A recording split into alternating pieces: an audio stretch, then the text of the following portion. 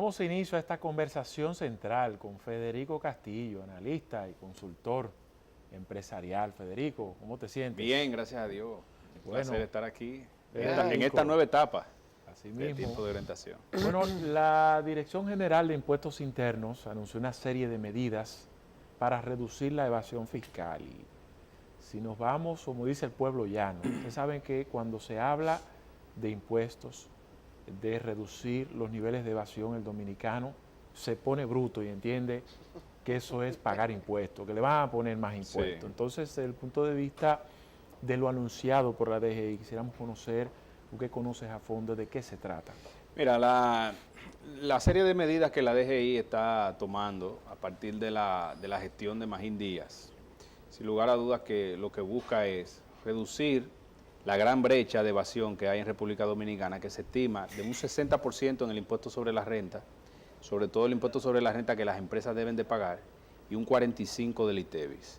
Es decir, dos impuestos, uno directo y uno indirecto en el caso del ITEVIS, y el caso del impuesto sobre la renta, un impuesto directo.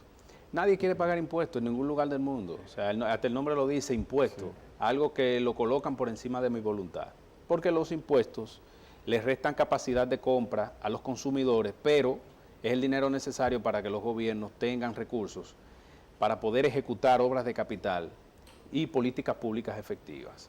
Ahora bien, el tema de la evasión hay que tratarlo desde el punto de vista de la complejidad del sistema tributario que hay en República Dominicana. O sea, nosotros tenemos muchas figuras impositivas y procedimientos que complican la tributación. Entonces, cuando tú haces un sistema complejo, ¿qué estás provocando? Que la gente sea proclive a evadir ese sistema para poder entonces subsistir, por decirlo de una manera u otra. Y dentro de esas medidas, hay una medida que yo creo que tenemos que analizarla, y la DGI, a pesar de que emitió la norma, pero va a tener que tener un poco de tino en la ejecución, y es la modificación de la nomenclatura de los comprobantes fiscales, en la cual se establece dos tipos de comprobantes: comprobantes de consumidor final o de consumo, que son las personas o empresas que no solicitan que en la factura esté el RNC de su compañía, o en el caso de una persona física, la cédula de esa persona, siempre y cuando esa persona esté inscrita en la DGI para tributar. Y el caso ya de la factura de crédito fiscal para poder compensar gastos empresariales o gastos personales también. Porque yo te digo que va a tener que tener tino con relación a esto, porque hay un apartado de la norma que te establece la discriminación para yo darte los comprobantes fiscales cuando tú se lo solicitas a tu administración tributaria. Entonces hay un principio constitucional que establece la libre empresa. Tú no puedes, bajo ningún concepto, emitir una norma que vaya en contra de la Constitución.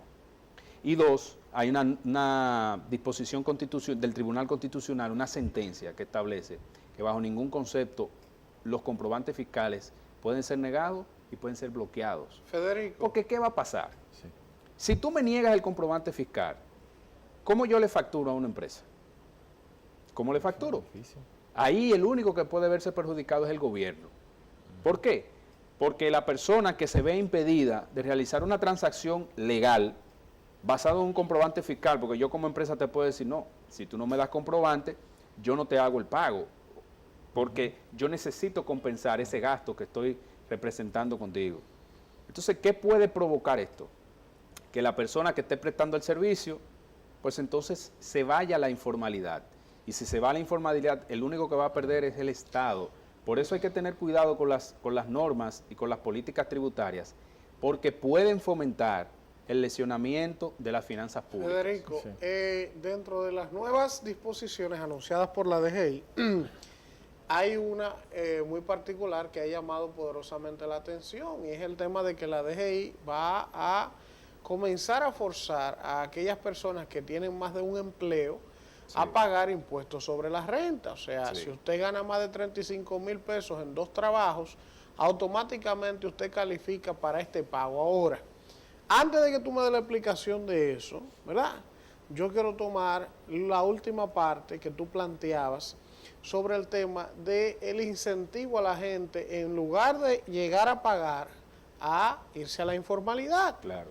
Entonces yo veo lo siguiente, yo estoy emprendiendo un negocio, por ejemplo, y yo quiero hacer mis cosas en regla, yo soy una figura, una persona pública, alguien que quiere hacer las cosas de manera correcta, pagar mi TEBI y todo lo demás.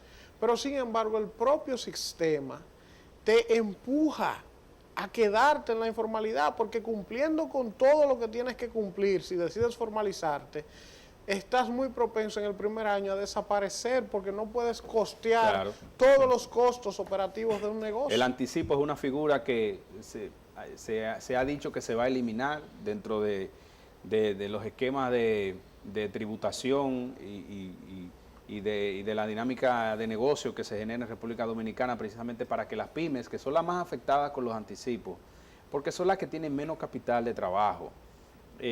Una empresa pyme vive del día a día, de lo que genera de ventas en efectivo y las cuentas por cobrar que puede generar en un tiempo prudente. Entonces el anticipo te resta liquidez y provoca dos cosas: que tú te endeudes y tus costos financieros sean mayores, o que también te endeudes en la banca alternativa o la banca informal a costo muy alto. Entonces tus ingresos se van a ir pagando deuda. Y con relación a lo que tú dices de la gente que quiere, por las reglas, operar, y que el mismo sistema te empuja a la informalidad. Yo conozco muchos emprendedores que me dicen, mira, si me formalizo, yo sé que voy a quebrar. Entonces, ¿para qué me voy a formalizar? ¿Por qué no da una amnistía de un año? Las amnistías se han dado. Lo que pasa es que cuando tú ejecutas una norma, emites una norma, estableces un proceso, tienes que ejecutar los procedimientos para que se den. Entonces, aquí en el 2012 se dio una amnistía con relación a la más reciente reforma tributaria que se hizo de fortalecimiento recaudatorio cuando ascendió al poder el presidente Danilo Medina. Y se da. Lo que pasa es que volvemos a lo mismo, o sea, falta el seguimiento, el incumplimiento de los diferentes articulados que componen el Código Tributario. Mira, la DGI no está en un error cuando dice que una persona que tiene ingresos por encima del total exento tiene que pagar impuestos sobre la renta. Eso es correcto. Ahora, tú no puedes provocar que un automóvil vaya de 0 a 300 cuando el automóvil es de 0 a 200 o va de manera paulatina. O sea, tú no puedes provocar una carrera de alta velocidad en un automóvil común. Entonces la DGI tiene que ir por pasos con relación a esto. Lo primero es, hay un formulario que es el IR10, en el cual el empleado que tiene más de 2 salarios formales, estoy hablando de salarios formales, porque tú puedes tener ingresos por actividades que no estén normadas bajo la ley. O sea, normadas bajo la ley en el sentido formal. Hay personas que tienen un trabajo formal de 8 a 5. Salen a las 5 de la tarde y se ponen a conchar. ¿Cómo la DGI va a fiscalizar a alguien que haga 1,000 pesos para echar combustible conchando? Eso es imposible. Ahora, una persona que tenga una relación de dependencia económica y que sus ingresos sobrepasen el valor exento dentro de la escala salarial, tiene que llenar un formulario sencillísimo que se llama IR10, donde él notifique quién será el empleador que reporte el impuesto sobre la renta de sus 2 rentas, de sus 2 ingresos. ¿Me explico? Okay. Yo trabajo para Julio Martínez y trabajo para Elvin Castillo. Con Julio yo gano 25,000 pesos, pero con Elvin yo gano 20,000. Son 45,000 pesos. En ese formulario yo voy a colocar el nombre de uno de ustedes dos a mi elección y voy a especificar que yo devengo al mes a 45,000 pesos. Entonces, ese formulario, mi empleador elegido, puede ser Elvin o como puede ser Julio, va a reportar a la renta el impuesto sobre la renta o el excedente del exento. Es decir, si el exento es 35,000, tú le restas 45 menos 35, eso te da 10. A esos 10,000 se le va a aplicar un 15% mensual. Sí, porque es una escala. ¿Un 15 mensual? Así es, va de 15, 20, 25, etcétera. porque depende, a la medida en que tú ganes más, bueno, pues se va estableciendo. Pero entonces, espérate, porque esto es un escándalo, Julio, lo que Federico me acaba de decir. Bueno, Entonces, nosotros tenemos una gráfica que vamos a ver, preparamos. pero aquí hay algo que yo creo que tú me expliques en ese punto. Entonces, quiere decir que, por ejemplo, el que gana, vamos a poner El procedimiento es sencillo. No, pero oye, lo que pasa es que las notificaciones que ha enviado la DGI ha atemorizado a los empleados, pero el procedimiento no es complicado. Pero tú dices que el procedimiento, yo no estoy en el procedimiento todavía, yo estoy en el número que tú me diste. O sea, un empleado, para poner un ejemplo, que tenga 2 trabajos Sí.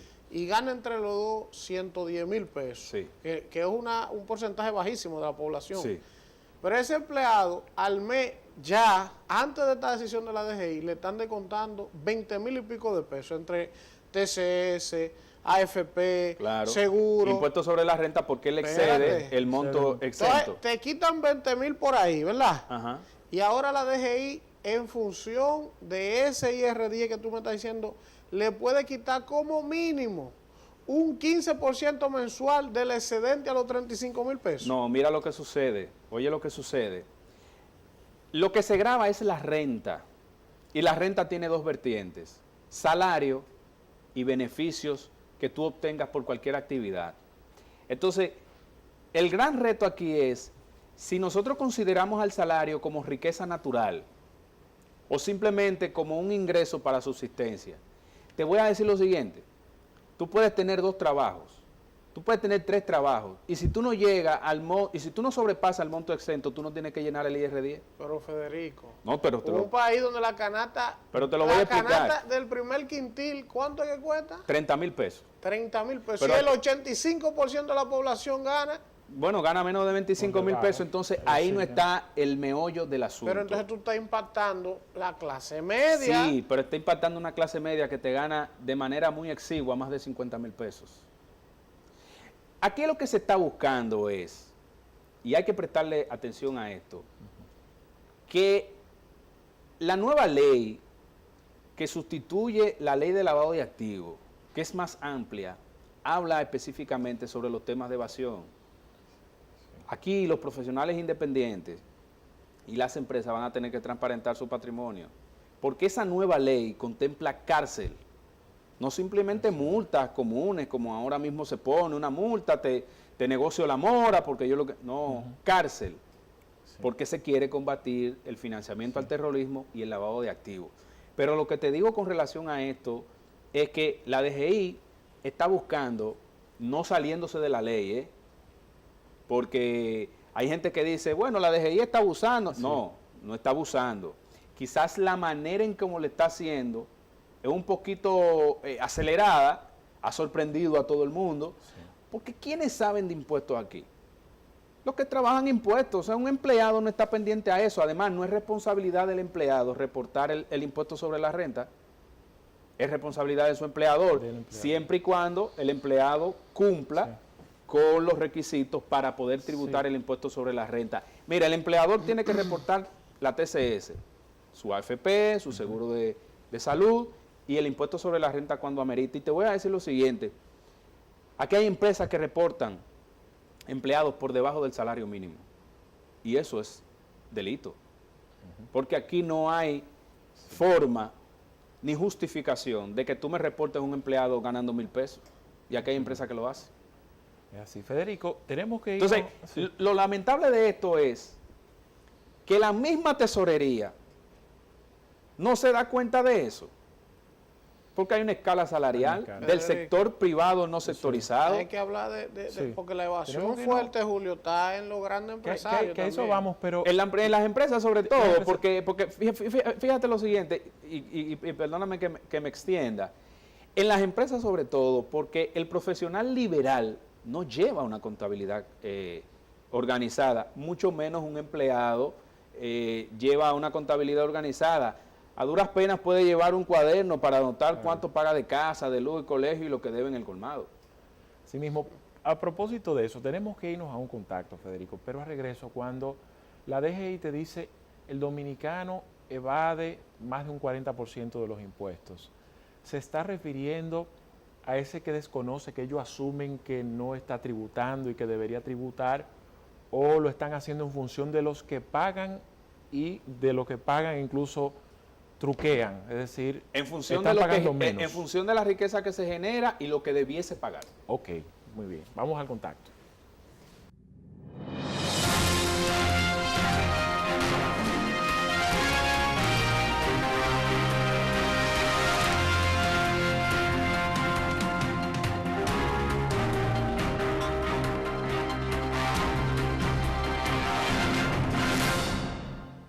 Bueno, seguimos en esta interesante conversación, ¿verdad? Viendo entender estas medidas anunciadas por la DGI para combatir la evasión. Federico, te preguntaba antes de la pausa en qué consiste cuando pues una institución te dice la mayoría de los dominicanos evaden. Tú dices, bueno, evade el que está invisible, es decir, el que está haciendo una chiripa y no la reporta, o está evadiendo el que tiene su empresa y tiene que pagar 10 pesos y pues hace alguna artimaña y está pagando la mitad o menos. Regularmente el que evade o el que más evade es el que tiene mayor poder económico y como tiene mayor poder económico entonces utiliza más artilugios para poder evadir. Eso no quiere decir que el de abajo no evade, evade también, porque hay personas que te pueden ir a una ferretería y decirte, vuélame el ITEVIS y yo te pago en efectivo. Sí. O el mismo dependiente te hace esa propuesta. ¿Para qué? Para generar un flujo de efectivo y hacerle frente a los gastos operativos del día a día. Pero con relación al porcentaje de evasión, se hace una estimación de cuánto se va a ingresar a nivel de dinero al fisco a través de las diferentes figuras impositivas, tributarias, y entonces tú haces una media, un rango, y tú dices, bueno, del impuesto sobre la renta no estoy recaudando por tanto, y hay unos niveles de evasión que rondan el porcentaje que ya se ha discutido, porque de lo que no está regulado tú no tienes un número frío. A veces tú dices, bueno, nosotros tenemos, por ejemplo, nosotros tenemos un comercio fronterizo con Haití y entre naciones con Haití de 1.000 millones de pesos o 1.000 millones de dólares al año, pero ¿cómo tú lo contabilizas si eso es un negocio totalmente informal? Eso tú haces una estimación de lo que te puede generar en ventas el exportador dominicano y lo que tú puedes comprar en la frontera a comercios formales en Haití, pero eso puede ser muchísimo más. Federico, pero hay algo, yo soy de los que me inscribo y me he inscrito siempre en aquel pacto fiscal que el presidente de la República en algún momento planteó. Más que el planteo está contenido en la Estrategia Nacional de Desarrollo. Pero que también el presidente en un momento habló de la importancia de someternos a un pacto fiscal. Y me gusta más la idea de una discusión abierta con todos los sectores a medidas, vamos a decir, administrativas de DGI como esta que se están tomando para tratar de elevar la recaudación. Porque en una discusión de un pacto, como se ha hecho la del pacto eléctrico, como se han hecho otros pactos, entonces se pueden visualizar pros y contras, por ejemplo, de reducir la presión, ampliar la base, eliminar el anticipo, que todos los sectores se expresaran y se hablara, quizás eliminar las exenciones, que son altísimas. Pero hay que decir que el 65% de las exenciones están concentradas en el ITEVIS. Pero ¿qué? ¿Y eso qué quiere decir? Eso qué quiere decir que productos que pueden estar grabados con ITEVIS no están grabados con ITEVIS. No estoy diciendo con esto que las exenciones no deban revisarse, sí deben revisarse, porque hay exenciones que se le están dando a sectores que desde hace mucho tiempo están realmente... Mira, ahí está la pizarra. Esa es la escala salarial de las rentas netas gravables. Hasta 416,000 pesos anuales está totalmente exento. Si tú divides eso entre 12, te da 34,685 pesos.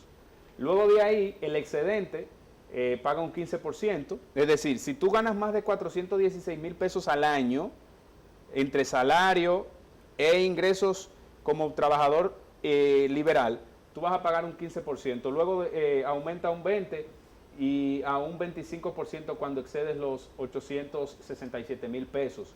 Estamos hablando de los excedentes.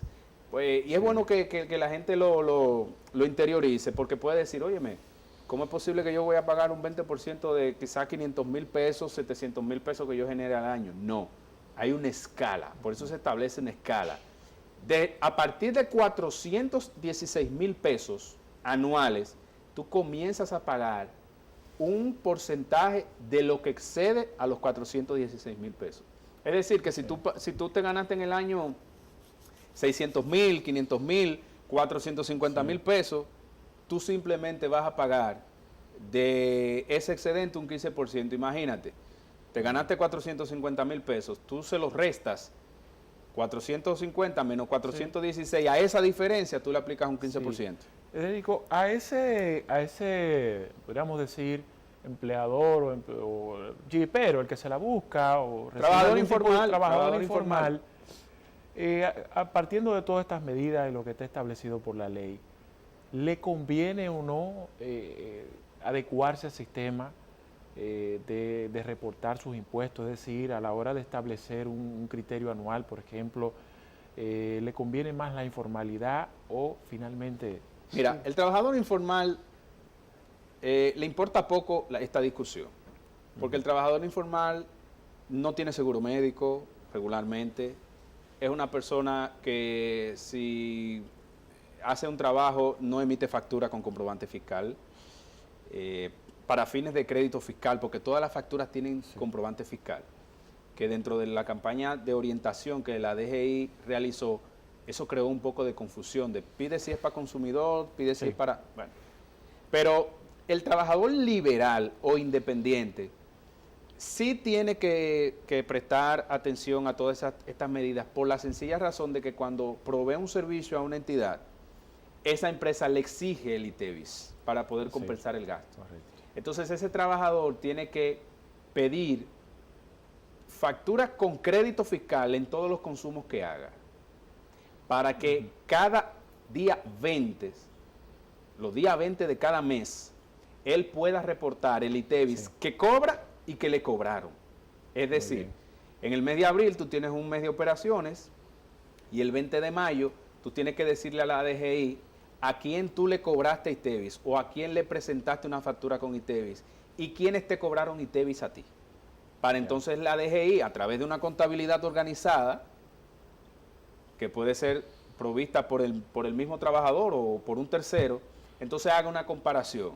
Bueno, tú le emitiste una factura a Julio Martínez por 10,000 pesos más ITEVIS y yo entonces pagué de ITEVIS X cantidad. Entonces ahí lo que se hace es una especie de equilibrio y te dicen, bueno, no te corresponde pagar, tienes un crédito a tu favor, o sí, te corresponde pagar la diferencia entre lo que tú cobraste y lo que te cobraron de ITEVIS. Federico, gracias. Esto es un tema que realmente va generando muchas inquietudes. Sí, así es, así. Y muy interesante e importante. La formalización ayuda a la dinamización económica de los profesionales independientes. Lo que pasa es que el gobierno tiene que dar señales claras de que está jugando limpio con los ingresos que recauda. Asimismo, y lamentablemente a ese empleador informal se le están, yo imagino que se le están poniendo las cosas mucho más difíciles a la hora de poder hacer algún tipo de transacción comercial, y eso sí no está regulado. Ahora, Federico, ya para irnos, Julio, es duro, nos vamos, ya no hay tiempo. Es duro, pagando inversor, seguridad. Señor, nos vamos a encontrar en otra edición para hablar de eso. Bueno, solo nos resta despedirnos, agradecidos de su sintonía, y nos vemos mañana en otro tiempo de orientación de 11 a 12 de la noche por Cinevisión, Canal 19 y todas sus plataformas digitales.